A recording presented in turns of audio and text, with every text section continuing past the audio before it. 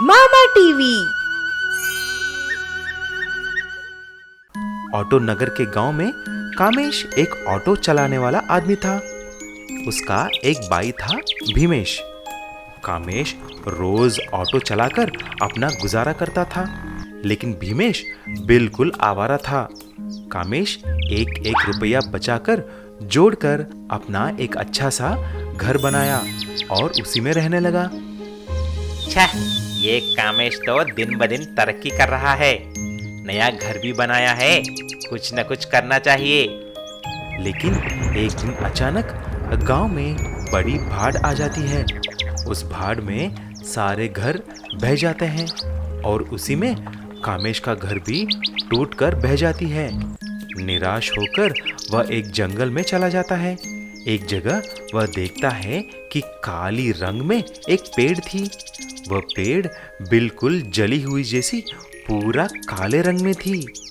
अरे, ये पेड़ तो यहाँ की नहीं लगती, बिल्कुल काली है, पत्ते और फल भी काले हैं। मैं इसे कुछ पानी डाल के देखता हूँ। कामेश जैसे ही पानी डाला, जादू से अचानक वह पेड़ हरा भरा हो जाता है और इस पेड़ में बड़े बड़े नारंगी फिर से उगने लगते हैं। ये सब देखकर कामेश आश्चर्यचकित हो जाता है। तभी पेड़ में से एक आवाज निकलती है। तुम ठीक कह रहे हो कामेश, मैं इस लोक से नहीं हूँ। मैं एक शाप की वजह से मंगल ग्रह से यहाँ पर आ गई। तुमने मुझे पानी डालकर मुझ में जान डाल दी।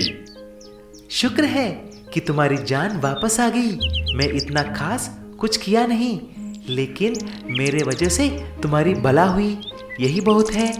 तुम बहुत नेक आदमी लगते हो। बोलो, तुम्हें क्या चाहिए?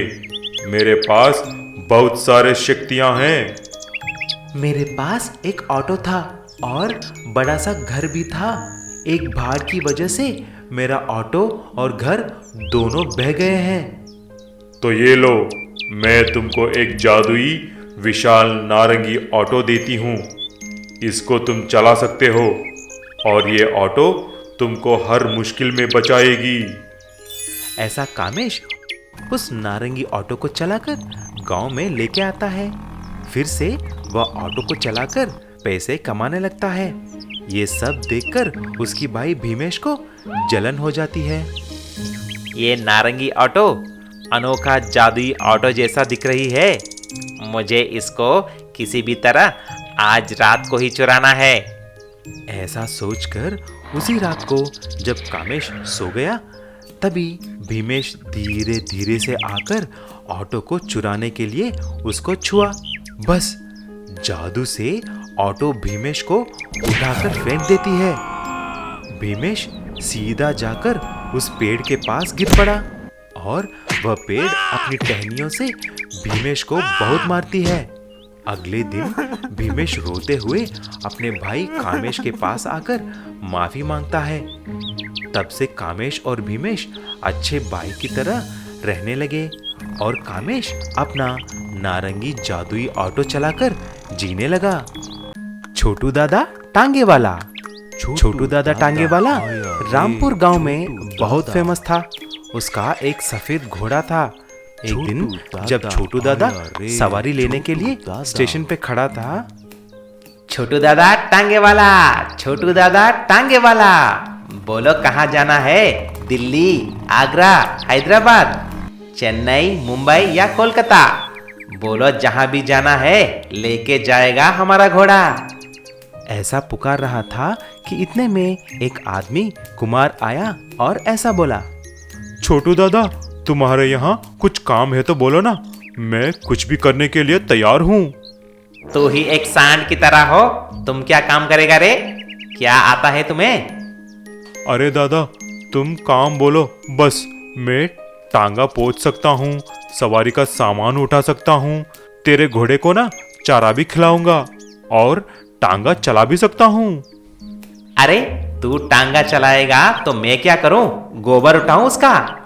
चल ठीक है, मैं रोज का 100 रुपए दूंगा, बस। हाँ, चलेगा दादा। चल चल, ठीक है, चल। तभी एक लड़की वहां पर आती है। क्यों छोटू दादा, मार्केट चलेगा? हाँ हाँ चलूंगा, चढ़ो चढ़ो। कितना लेगा? 100 रुपए। ऐसा बोलते ही वह लड़की टांगा चढ़ जाती है और कुमार भी चढ़ जाता है। लेकिन कुछ दूर जाते ही छोटू दादा का घोड़ा एक सुंदर घोड़ी को देखती है और तुरंत टांगे को पलटाकर घोड़ी के पास भाग जाता है और वह लड़की और कुमार नीचे गिर जाते हैं और उस औरत को चोट भी लगती है। अरे अरे, सत्यानाश हो तेरा! ये क्या किया छोटू दादा? तूने मेरा कमर तोड़ दिया। रुक, मैं अभी मेरे पति को फोन करती हूँ। वो एक पहलवान है, वो आकर तुम्हारा हड्डी पसली एक कर देंगे। अरे माँ जी, नहीं नहीं, मैं कुछ करूंगा, दया करके आप फोन मत करो। तभी वह कुमार की तरफ देखा और ऐसा बोला, क्यों रे कुमार, दिखने में हट्टा कट्टा है? चलो चल आ जाओ, आके घोड़े की तरह टांगे को खींच, हम मैडम जी को मार्केट तक पहुंचा देंगे। छोटू दादा, ये क्या? मैं कैसे खींच सकता हूँ? अरे तूने ही तो बोला रे, मैं कुछ भी करूंगा करके। आओ खींच टांगे को। मैडम आप चढ़ो ऊपर। बेचारा कुमार घोड़े की तरह आगे से टांगे को खींचने लगता है और धीरे धीरे से किसी भी तरह मार्केट तक लेके जाता है। तभी वह औरत, छोटू दादा, ये ले 50 रुपए। मुझे गिराने के लिए 50 रुपए फाइन है। अगली बार ऐसा हुआ तो मामला पुलिस तक जाएगा।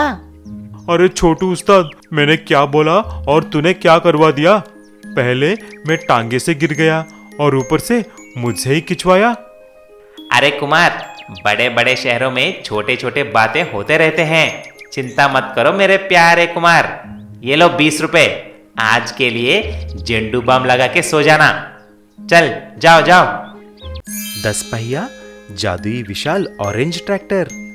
सुंदरगढ़ नाम के एक गांव में सारे किसान नारंगी उगाकर अपना गुजारा करते थे। वहां के नारंगी बहुत ही स्वादिष्ट थे, इसीलिए उस सारे शहर में सुंदरगढ़ का नारंगी बहुत फेमस थे। एक बार कुछ किसान अपना सारा नारंगी का फसल लेकर 4 ट्रैक्टरों में जा रहे थे। देखते ही देखते अचानक बहुत बड़ी बारिश हो जाती है। तभी उनमें से एक किसान शंभू ने ऐसा बोला, हे भगवान, ये बारिश को अभी आना था क्या? मैंने अपना सारा फसल लेकर शहर जा रहा हूँ, अगर कुछ हो गया तो मैं बर्बाद हो जाऊंगा। तभी ट्रैक्टर में जाने वाले किसान ने ऐसा बोला, अरे शंभू, तुम जल्दी से चलाओ, लगता है बाढ़ आने वाली है। बारिश और बढ़ गया तो बाढ़ पुल के ऊपर से आ जाएगा और शहर जाना बहुत मुश्किल हो जाएगी। शंभू की किस्मत ही खराब थी। पानी चले जाने की वजह से उसका ट्रैक्टर ठीक पुल के ऊपर आकर रुक जाती है। धीरे धीरे से बारिश बढ़ गई और पानी पुल के ऊपर तक पहुंच गई। बाढ़ ज्यादा होने की वजह से पूरे संतरों के साथ ट्रैक्टर भी बाढ़ की वजह से नदी में बहकर चली जाती है।